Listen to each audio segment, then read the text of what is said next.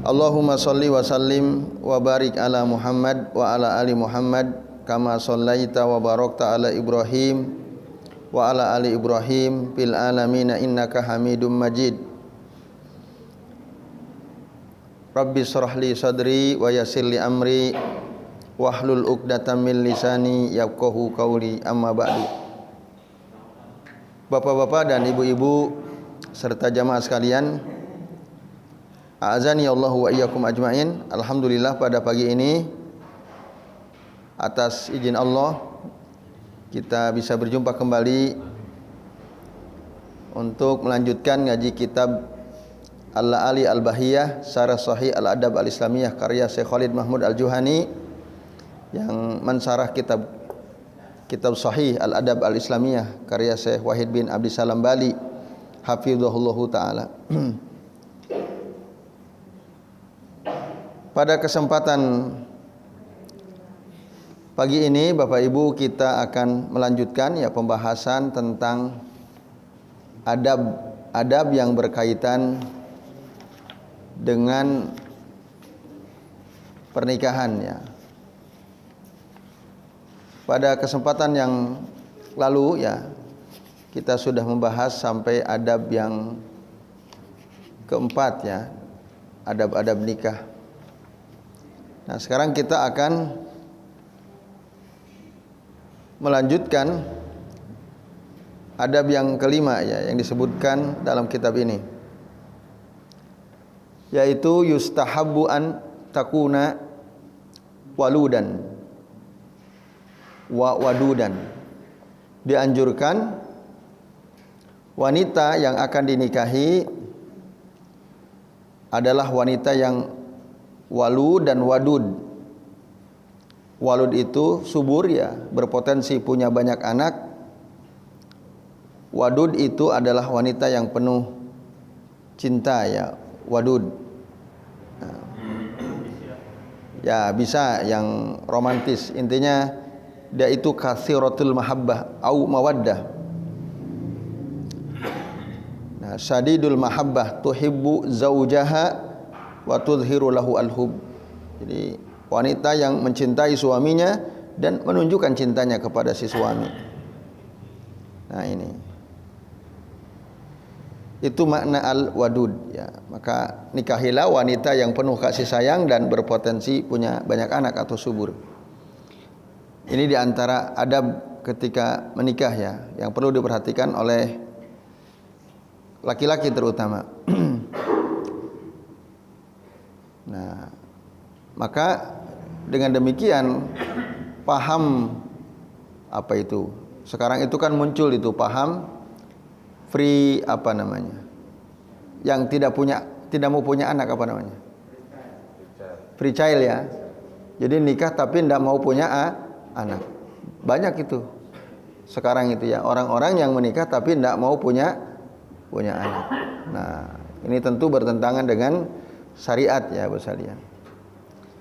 Maka dalam hadis dari Ma'qil bin Yasar radhiyallahu anhu dia mengatakan jaa rajulun ilan nabiyyi sallallahu alaihi wasallam faqal, ada seorang laki-laki datang menghadap Nabi sallallahu alaihi wasallam lalu dia berkata, inni asabtu mura'atan zata hasabin wa jamalin. Sesungguhnya aku menikahi seorang wanita yang zata hasab, jadi dari keluarga yang terhormat, sahibatu syaraf wanita yang terhormat keluarga terhormat, wa jamalin, dan seorang wanita yang cantik, wa innaha la talid, tetapi dia tidak bisa melahirkan alias mandul akim, la talid. Tapi dia cantik gitu. Tapi dia dari keluarga terhormat. Lalu pertanyaan orang ini kepada Nabi, sahabat ini kepada Nabi, apa atazawwajuha? Apakah aku menikahinya? Gitu. Jadi dia ini dapat calon istri dari keluarga terhormat, cantik. Tapi tadi innaha la talid, dia ini tidak bisa punya anak, alias mandul ya, akim. Apakah boleh aku nikahi, kata sahabat ini. Apa jawaban Nabi? Qal la, kata Nabi. Qala Nabiyyu sallallahu alaihi wasallam la, tidak, kata Nabi. Ya, atau jangan kamu nih nikahi. Summa atahu asaniya. Kemudian sahabat ini datang lagi yang kedua kalinya, bertanya dengan pertanyaan yang sama. Panahahu, Nabi pun melarang, jangan nikahi dia gitu ya. Lah. Summa atahu salisa, kemudian dia datang lagi untuk yang ketiga kalinya. Faqala, lalu kemudian yang ketiga beliau memberikan nasihat, tazawwajul waduda wal waluda, nikahilah oleh kalian wanita-wanita yang wadud, tadi penuh kasih sayang. Kalau Syekh Khalid Mahmud Al-Juhani, beliau menerangkan makna al-wadud itu al-aud allati idza zulimat qalat hadhihi yadi fi yadika la azuku ghamdan hatta tarda, katanya. Ini penjelasan dari Syekh Khalid Mahmud Al-Juhani ya, hafizahullah taala. Wadud itu artinya wanita yang selalu kembali kepada suaminya. Apabila dia dizolimi, idza zulimat qalat, dia akan berkata kepada suaminya, hadhihi yadi fi yadik, inilah tanganku dalam genggaman tanganmu. La azuku ghamdan hatta tarda, aku tidak bisa tidur, tidak bisa menutup mata sampai engkau ridha. Padahal dia dizolimi oleh suaminya, tapi begitu sikapnya. Nah, itu wanita al-wadud, kata saya Khalid Mahmud Al-Juhani. Nah, wal walud, walud itu kasiratul wiladah, bisa banyak melahirkan, subur. Bagaimana kita bisa tahu bahwa seorang wanita itu subur? Tu'rafu bihali ailatiha, bisa kita lihat di keluarganya, dia berapa bersaudara gitu ya. Nah, itu cara paling mudah untuk mengetahui apakah si seorang wanita itu subur atau tidak. Lihat saja dia punya saudara berapa, berapa saudara itu. Nah, fa inni mukasirum bikumul umam, kata Rasulullah SAW, sesungguhnya aku bangga, mukasirum bikumul umam, dengan banyaknya umat ya, dengan banyaknya umat beliau ya. Dalam riwayat yang lain ada tambahan yaumal qiyamah, kelak nanti pada hari kiamat.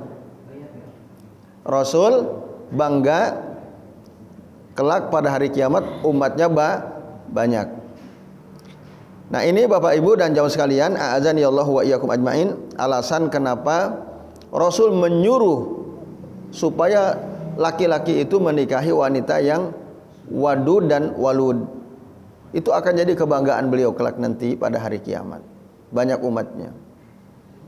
Nah, tapi sayang di zaman sekarang ini bukan saja banyak wanita mukminah yang tidak mau punya banyak anak, tapi tadi ada bahkan wanita-wanita yang menikah tapi tidak mau punya anak.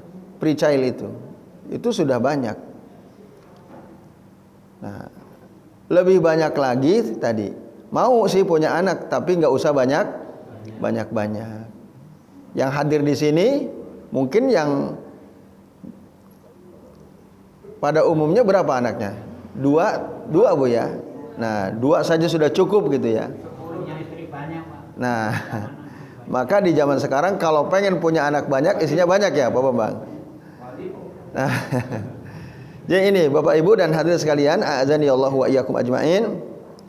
Jadi hadis ini menunjukkan tentang anjuran untuk memperbanyak keturunan. Makanya Rasul ya mendorong supaya seorang laki-laki itu menikahi wanita yang wadud dan walud tadi ya. Tajawwazu al-wadud wal walud. Itu Bapak sekalian. Lalu faedah lainnya dari hadis ini Bapak Ibu, yang bagi lil alimi an yubayyina sababal fatwa idza taja ilaihi al mustafti. Sepatutnya seorang yang berilmu itu menjelaskan ya alasan fatwanya, sebab fatwanya itu dijelaskan. Jika orang yang meminta fatwa membutuhkan, dijelaskan. Tadi kan dia sahabat ini datang sampai 3 kali. Ada wanita cantik, wanita terhormat dari kalangan keluarga terhormat yang mau dinikahi, apakah boleh dinikahi? Tidak, kata Nabi. Sampai 3 kali dia bertanya.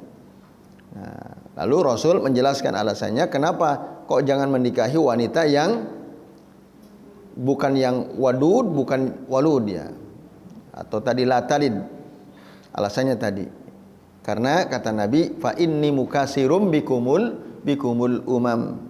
Karena aku bangga kelak nanti menjadi nabi yang umatnya paling banyak ya. Yaumul qiyamah, pada hari kiamat. Nah, dijelaskan oleh Nabi alasannya apa fatwa itu disampaikan oleh beliau. Kemudian kesimpulan yang terakhir Bapak Ibu dan jamaah sekalian dari hadis riwayat Abu Daud dan An-Nasa'i dan Hakim ini, dan beliau mengatakan hadis yang sahih disetujui oleh Al-Imam Az-Zahabi. Faedah yang terakhir apa? Disebutkan ya dalam kitab ini adalah An-Nabiyyu sallallahu alaihi wasallam yuhibbu an tuksira ummatahu wa ayyuksira auladahum alladzina hum ala sunnatihi muttabi'una li syari'atihi hatta yubahi bihim al-umam. Nabi menyukai atau Nabi senang umatnya banyak, anak-anak mereka banyak, itu Nabi senang. Tapi alladzina hum ala sunnatih, tapi anak-anak yang mereka berada di atas sunnah Nabi. Nah, banyak anak tapi jauh dari sunnah semua, wah itu bukan kebanggaan Nabi. Maka yang paling pokok adalah tadi anak-anak keturunan generasi yang berpegang teguh kepada sunnah. Muttabi'una li syari'atihi, yang mengikuti syariat Nabi ya sallallahu. Nah, itulah yang hatta yubahi bihim al-umam, yang dibanggakan oleh Nabi sallallahu. Banyak umatnya semuanya ngikutin sunnah. Nah, ini maka tugas kita Bapak Ibu dan Ibu sekalian yang sudah punya anak, berusaha bagaimana mendidik anak-anak kita supaya senantiasa berpegang teguh dengan sunnah Nabi SAW. Kenalkan sunnah. Nah, tapi memang sayang fakta ya di lapangan banyak anak-anak itu agak susah kalau diajak ngaji ya. Diajak ngaji, kenal sunnah. Apalagi di zaman sekarang di mana lewat gadget ya, mereka merasa gampang bisa ngaji lewat YouTube kan gitu ya. Nah, prakteknya yang malas Pak Sugeng ya. Tentu saja Bapak Ibu bisa saja kita menuntut ilmu lewat YouTube bisa ya. Tapi tentu berbeda, sangat berbeda jika kita menuntut ilmu datang langsung ke majelis ilmu. Jauh sekali perbedaannya, jauh sekali keberkahannya Bapak sekalian. Nah, langkahnya, duduknya kita di majelis. Nah, belum lagi tidak bisa bertanya dan lain sebagainya. Nah, jadi sebaik-baik menuntut ilmu itu datang ke majelis. Maka ajak, dorong anak-anak kita supaya hadir ke majelis ilmu. Maka dulu para sahabat itu sejak kecil seperti Umar Ibn Khattab radhiyallahu anhu, itu sering ajak anaknya ke majelis ilmu. Ayo nak ikut, bahkan sejak kecil. Walaupun belum paham, Abdullah bin Umar dibawa terus. Nah, ini Bapak Ibu, memang penting ya ngajak anak-anak sejak dini ke majelis ilmu. Agar apa? Agar sejak kecil dia terbiasa mendengar qala Allah Ta'ala, qala Nabi sallallahu alaihi wasallam. Allah berfirman, Nabi bersabda dan seterusnya. Nah, ini penting. Maka jangan dianggap remeh ya mengajak anak-anak kita ke majelis ilmu itu Bapak Ibu. Ya, misalnya dia tiduran enggak ada masalah. Kan telinganya pasti ada dengar telinganya. Nah, itulah yang kelak nanti akan menjadi generasi yang berada di atas sunnah, mengikuti syariat Nabi, dan itulah yang dibanggakan oleh Rasulullah SAW. Nah, itu PR kita Bapak Ibu sebagai orang tua ya, termasuk tentu juga PR kami ya. Bagaimana caranya supaya anak-anak kita mau hadir ke majelis ilmu. Nah, itu adab yang kelima ya tadi. Nikahilah wanita yang subur, penuh kasih sayang. Kemudian yang keenam, nah, di antara adab dalam menikah adalah an yatluba nikahaha min waliha. Hendaklah seorang laki-laki itu memohon ya kepada wali dari si perempuan tersebut ketika akan menikahinya. Jadi jangan tabrak. Nah, pernah suatu ketika ada mahasiswa-mahasiswi datang ke rumah kami. Nah, minta supaya dinikahkan. Itu datang ke rumah ya. Ustadz, tolong nikahkan saya dengan si fulanah ini.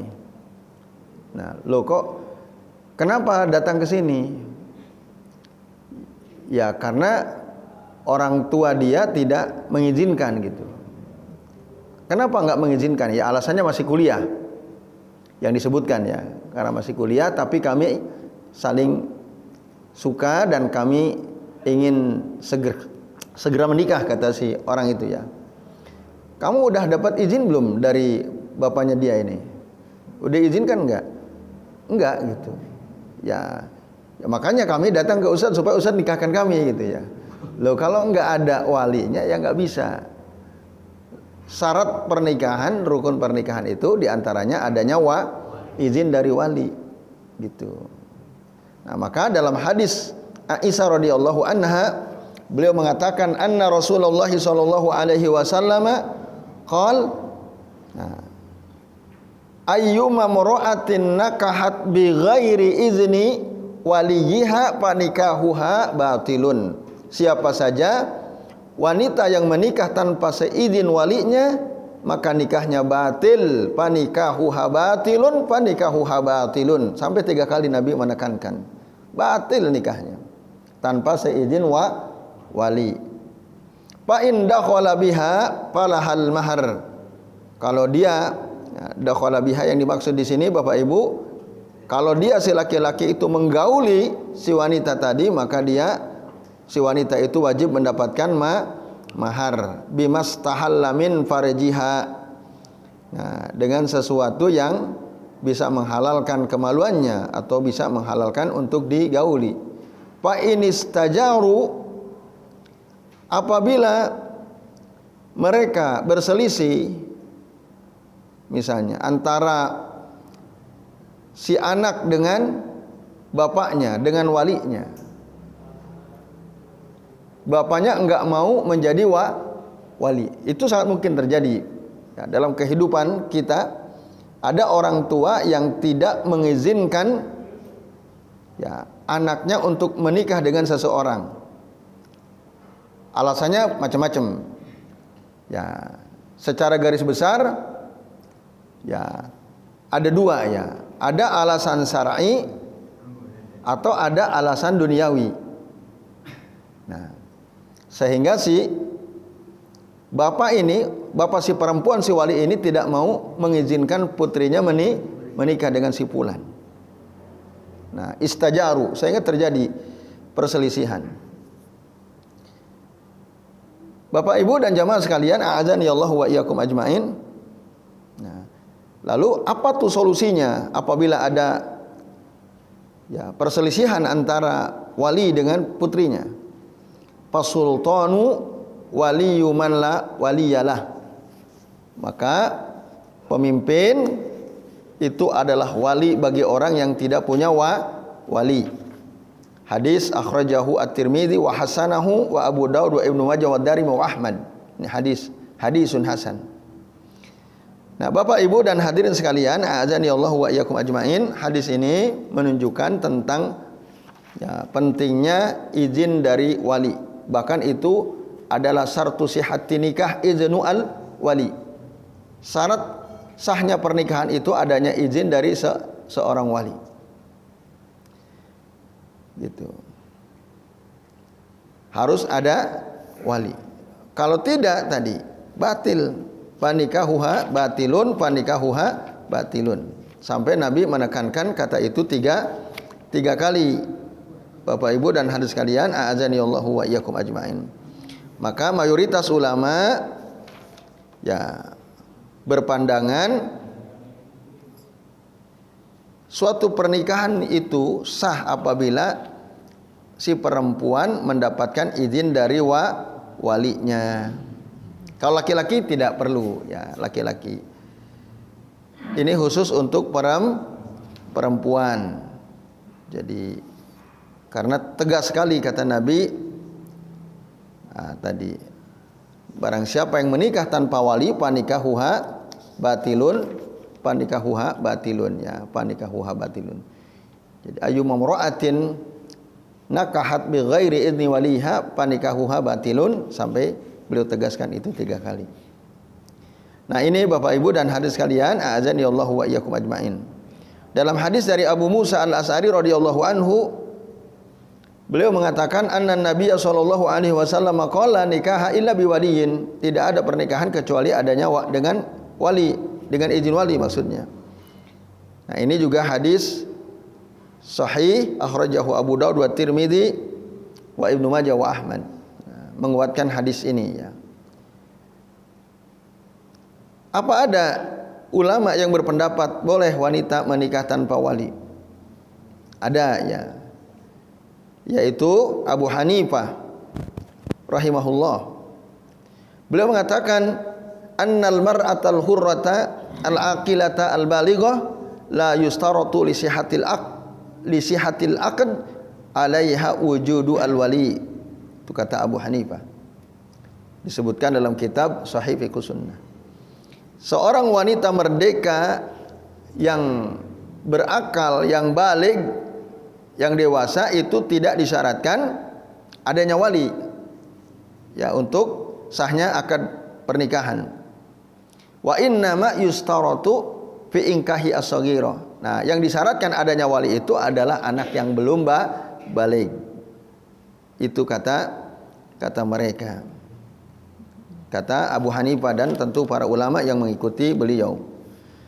Nah, di antara dalil yang dijadikan rujukan adalah hadis riwayat Al-Imam Muslim ya. Gitu.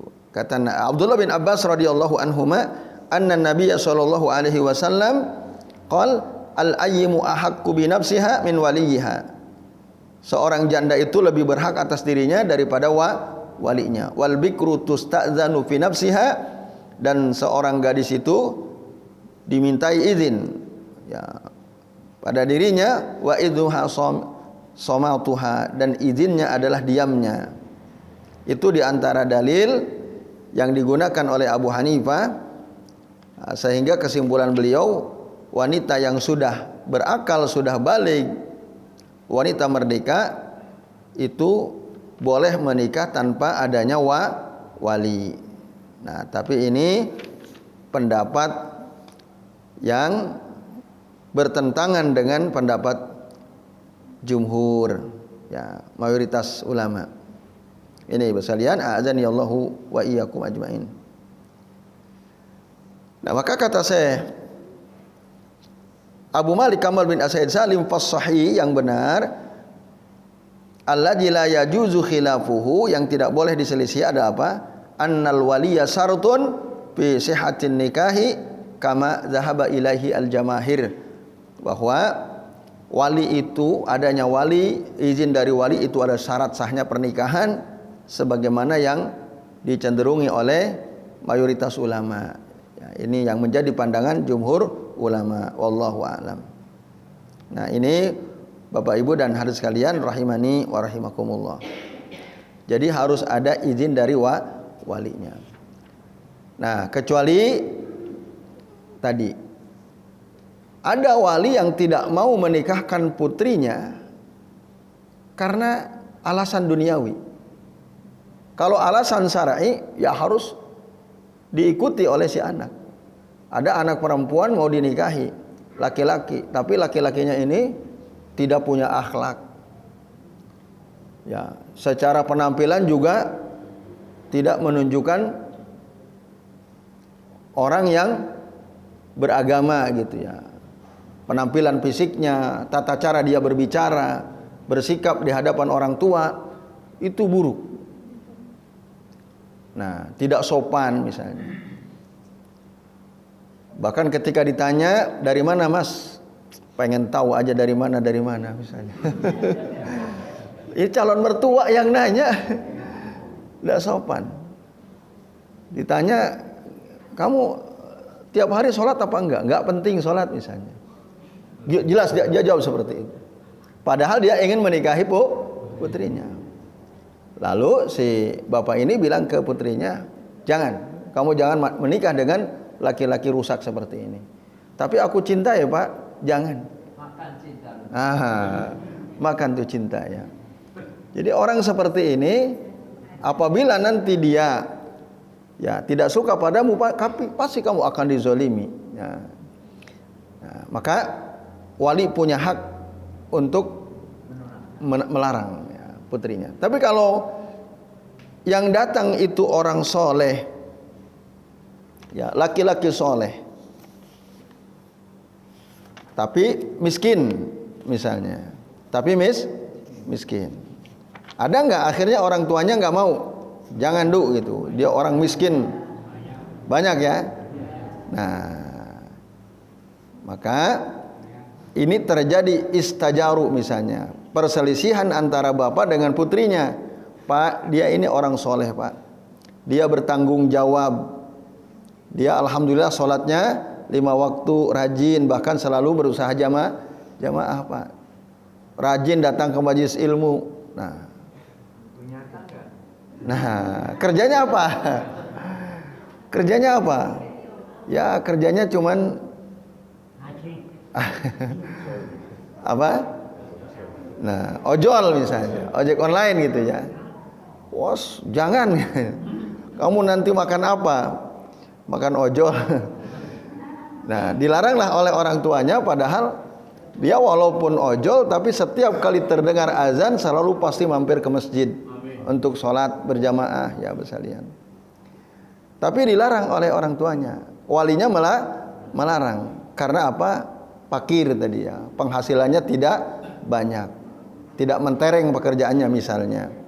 Nah, dalam keadaan seperti itu, nah, seorang anak bisa datang kepada sultan, pemimpin atau yang mewakili ya. Nah, untuk menjadi mencari hakim ya, kalau sekarang berarti apa? Wali hakim ya, dari negara gitu ya. Nah, itu bisa dia berselisih dengan bapaknya ya, walinya. Iya, maka dalam keadaan seperti itu sultan lah yang menjadi walinya. Bisa tadi. Oh tidak, orang tuanya yang dosa ya. Orang tuanya dosa kalau dia menghalang-halangi putrinya menikah dengan orang yang soleh hanya gara-gara dia tidak kaya. Karena gara-gara dia fakir gitu ya. Nah, ini Bapak Ibu dan nyawa sekalian, a'adzanillahu wa iyyakum ajmain ya. Jadi bahkan nanti di antara adab menikah itu ikhtiyaru ar-rajuli sholihi wa in kana faqiran. Pilihlah laki-laki soleh meskipun dia fakir. Artinya tidak kaya gitu. Nah, itu dalam keadaan adanya perselisihan antara putrinya dengan walinya, bapaknya, maka dia bisa ya, mengambil wali hakim atau wali mujbir itu ya. Dan itu adalah dari sultan ya, dari negara ya, dari pemerintah. Nah, ini bapak-bapak dan ibu-ibu serta hadirin sekalian, a'adzanillahu wa iyyakum ajmain ya. Itu adab dalam menikah itu berusahalah untuk mendapatkan izin dari walinya. Kecuali tadi ya, walinya tidak mengizinkan, Karena alasan-alasan duniawi itu bisa mengambil alternatif wali kepada sultan. Nah, atau yang mewakili. Nah, ini Ibu sekalian, tidak bisa sembarangan. Ya tadi yang kami ceritakan, ada 2 mahasiswa datang ke rumah kami, saya bilang nggak bisa. Saya nggak mau menikahkan kamu kalau orang tuamu tidak mengizinkan, gitu. Ya silakan kamu cari orang lain yang mau, gitu ya. Yang jelas saya tidak mau, saya sampaikan. Harus ada walinya. Nah, ini Bapak sekalian. Kemudian adab yang ke-7, jangan berlebih-lebihan alla yughaliya fi al-mahar, dalam mahar. Jadi mahar ya itu sebaiknya tidak berlebih-lebihan. Gitu. Sampai sekian miliar, kan ada ya orang yang maharnya sangat banyak. Nah, itu jangan berlebihan. Nah, apalagi 3 miliar gitu ya. Apalagi jika mahar itu atas permintaan istri. Nah, Mas, saya mau minta mahar sekian. Kalau enggak sekian aku tidak mau. Nah, ini Bapak sekalian sebaiknya dihindari ya. Kalau maharnya berlebihan. Al-mughalatu fil muhur itu. Jadi sedang-sedang saja ya. Bahkan ada riwayat bahwa sebaik-baiknya wanita adalah yang aisaruha mahron. Ya, khairu an-nisa'i aisaruha mahron. Sebaik-baik wanita adalah yang paling ringan maharnya, paling ringan maharnya. Nah, itu.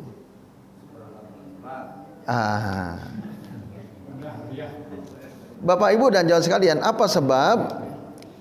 Sebab nanti apabila terjadi perselisihan yang tidak bisa dihindari, bahkan mungkin si wanitanya tertekan, terzolimi,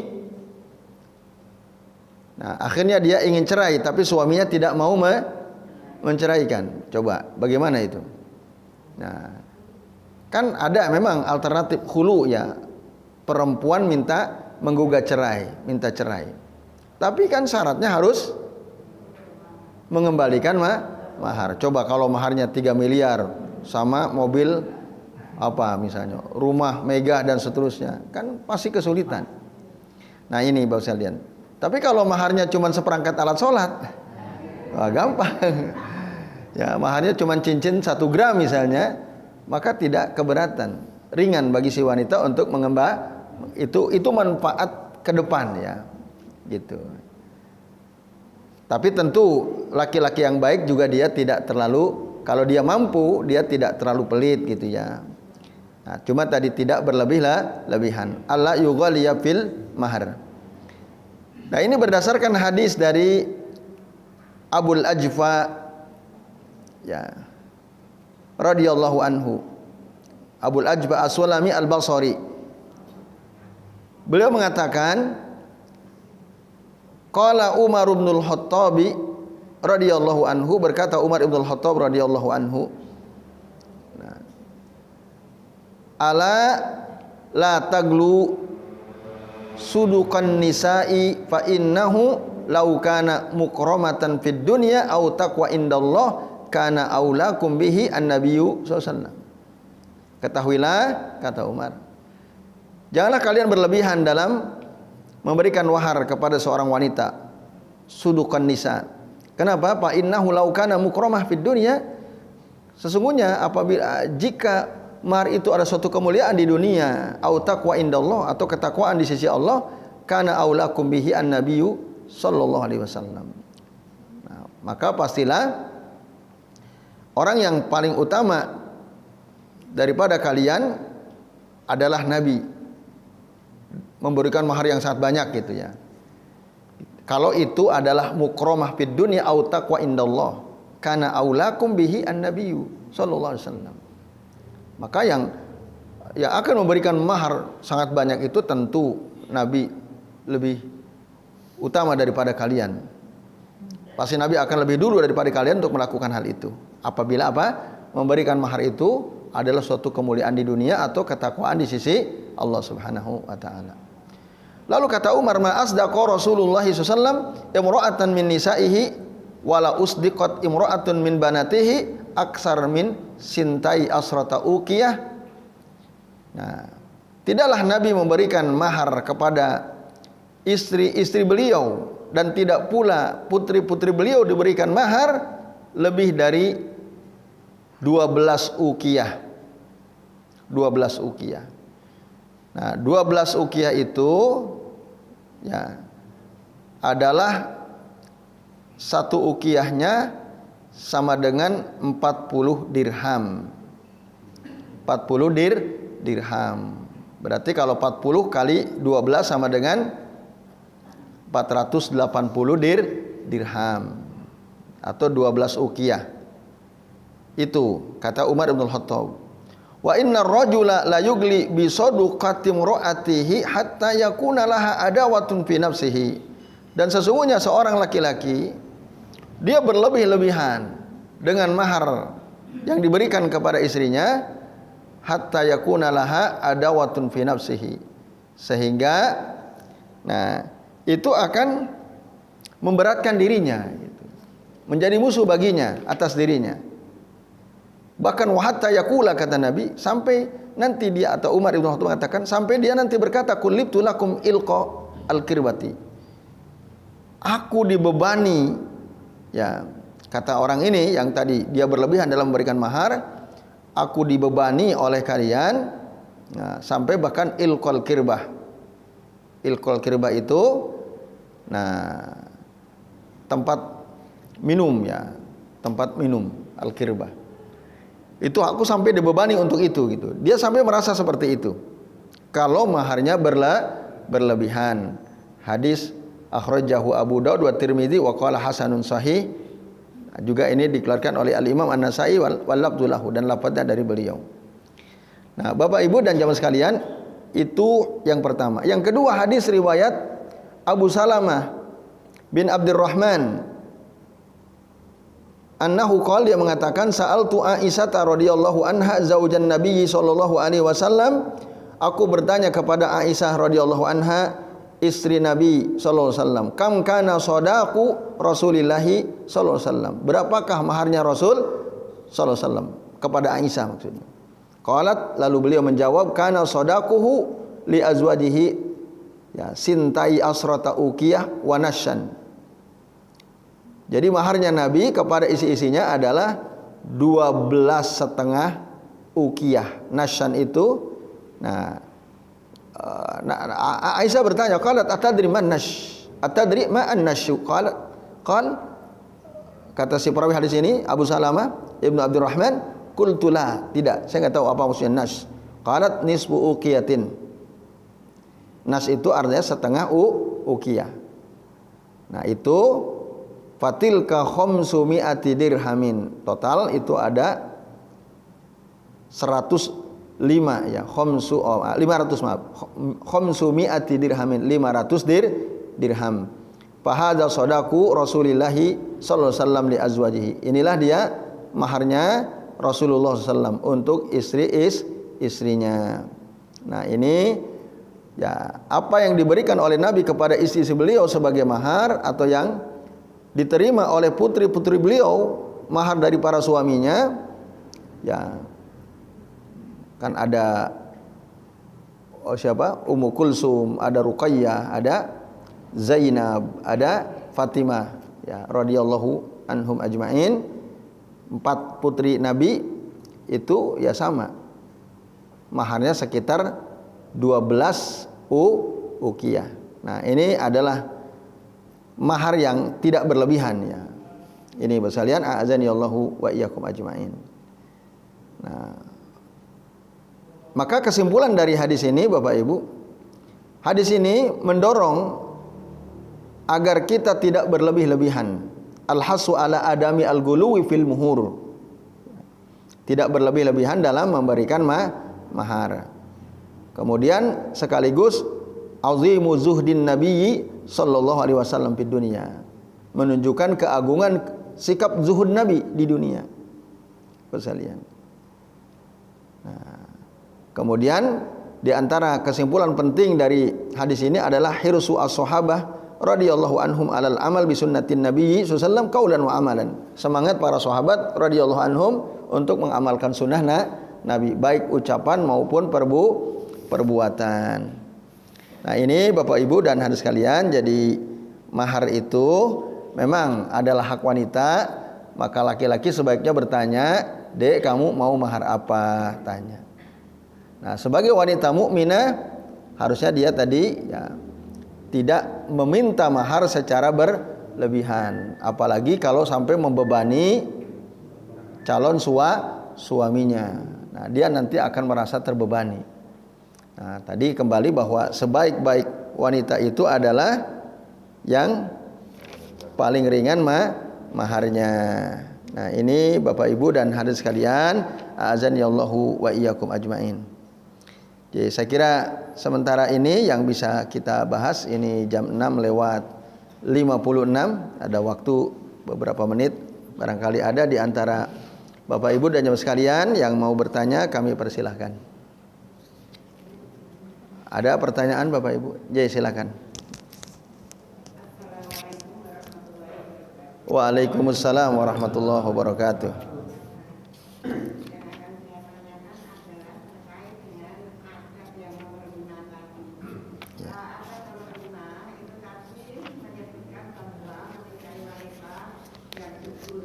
Ya.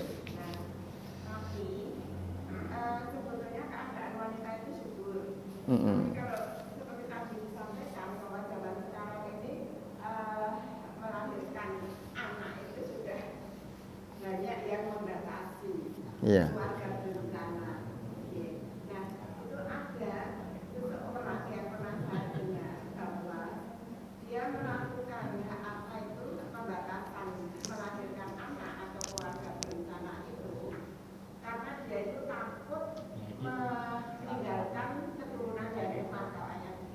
Takut meninggalkan keturunan yang lemah. Ya.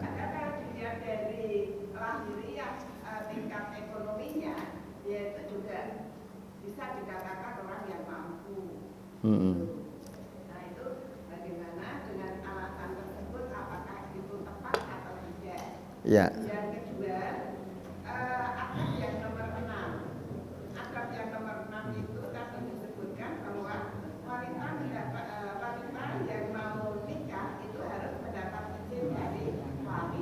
Ya. Terus? Kemudian ada seorang anak yang hidup yang sesungguhnya itu karena orang tuanya itu bercerai, maka dia ikut ibunya. Kemudian si ayahnya itu sejak perceraian itu tidak tahu entah kemana, nggak ngerti nggak ngerti tempat tinggalnya. Sampai saatnya nanti si anak wanita, anaknya itu kebetulan perempuan. Ya. Sampai saatnya nanti anaknya itu mau nikah, apakah juga harus mencari di mana walinya atau di mana orang tuanya, di mana ayahnya itu yang akan dijadikan wali, ataukah bisa digantikan sesuai dengan urutan yang berhak menjadi wali? Ya. Nah, itu yang kedua. Ya. Ya.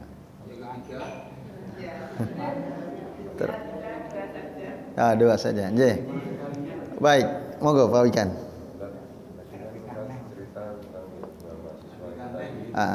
ditolak oleh Ustaz. Tapi sebenarnya kalau mahasiswa itu soleh atau tidak, apakah mahasiswa itu sampai ditolak itu? Kan kalau Sampai ditolak oleh bapaknya. ada maksudnya sampai Ustaz itu kan dia mencari wali kan? Padahal kalau Bukan mencari wali, minta dinikahkan. Bukan, mereka bukan meminta saya untuk jadi wali, tapi minta saya untuk menikahkan. oh tanpa wali. Tanpa wali. Itu maksudnya. Ya. Baik, Bapak Ibu dan jamaah sekalian. Yang pertama tadi ya, takut meninggalkan generasi keturunan yang lemah. Ya, memang ada ya dalam Al-Qur'an ayat yang maknanya janganlah kalian meninggalkan zuriyatan di'afa ya. Keturunan yang lemah. Tapi tadi faktanya secara ekonomi dia bagus gitu Bu ya, tidak kekurangan. Tapi dia tidak mau gitu. Nah, memang ada dalam surah An-Nisa ayat 9, wal yakhsal ladzina law taraku min khalfihim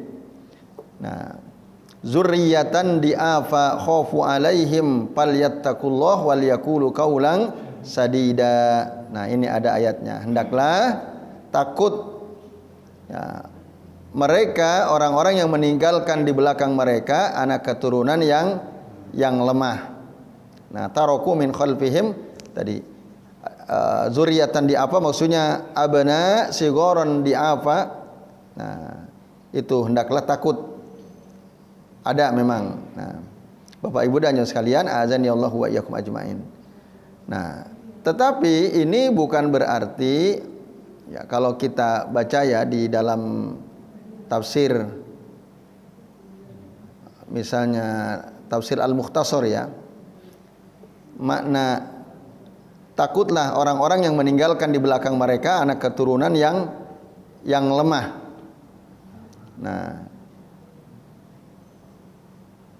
lalu di sini kata wal yakhub alladzina law matu wa taraku khalfahum auladan sigharan di'afa. Hendaklah takut orang-orang yang apabila mereka mati mereka meninggalkan di belakang mereka anak-anak kecil yang lemah. Khaufu alaihim minad diya falyattaqullaha fi man tahta wilayatihi minal aitam bitarki zulmihim hatta yuyassirullahu lahum ba'da mautihim man yusinu auladahum kama ahsanuhum ya.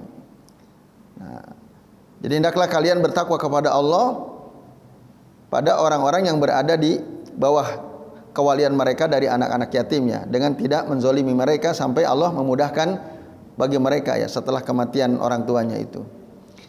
Nah, ini Bapak sekalian, memang ayat ini sering digunakan sebagai dalil jangan meninggalkan anak keturunan yang lemah. Supaya tidak meninggalkan anak keturunan yang lemah, maka jangan banyak-banyak anaknya gitu ya. Sering digunakan sebagai dalil untuk itu. Sehingga orang akhirnya takut punya anak banyak daripada anaknya banyak tapi lemah ekonominya gitu ya. Lemah pendidikannya, lebih baik cukup dua saja. Nah, itu. Bapak Ibu dan sekalian, tapi ada dari lain ya. Hadis dari Nabi SAW, innama turzakuna wa tunsoruna bidu'afaikum. Sesungguhnya kalian itu turzakun, diberi rezeki oleh Allah Ta'ala, wa tunsorun, ditolong oleh Allah Ta'ala bidu'afaikum, dengan orang-orang lemah yang ada di bawah tanggung jawab kalian ya. Bidu'afaikum.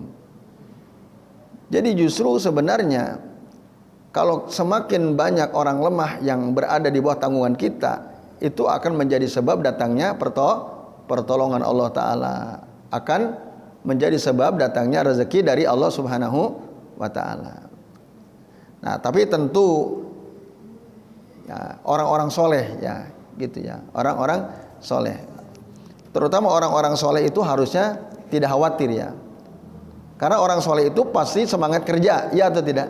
Ya. Orang soleh pasti semangat kerja, dan orang soleh yakin gitu dengan apa yang diucapkan oleh Nabi, apalagi tadi fa inni mukasirum bikumul umam, saya bangga kelak nanti akan menjadi nabi yang umatnya banyak yaumul qiyamah, pada hari kiamat.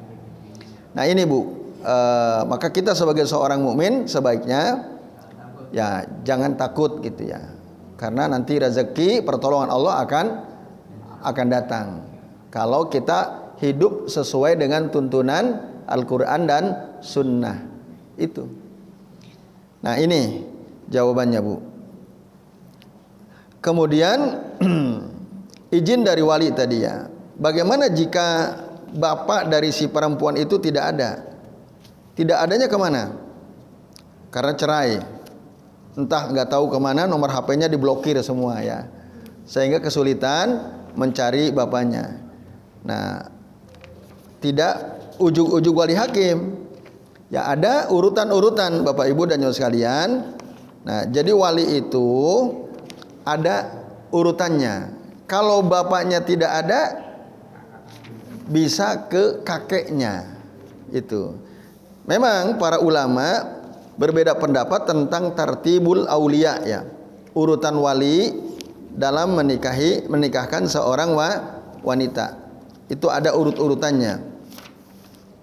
Jadi para ulama misalnya dalam mazhab Al-Hanafiyah ya, wali kalau bapaknya tidak ada, siapa yang menjadi wali? Man humul auliya. Nah, yang paling kuat adalah bapak ya. Gitu sekalian. Maka menurut jumhur, yang menjadi wali bagi seorang wanita adalah kerabatnya dari pihak bapak, min jihati abiha, la min jihati umiha. Dari pihak bapaknya, bukan dari pihak ibunya. Bukan. Itu jumhur ya.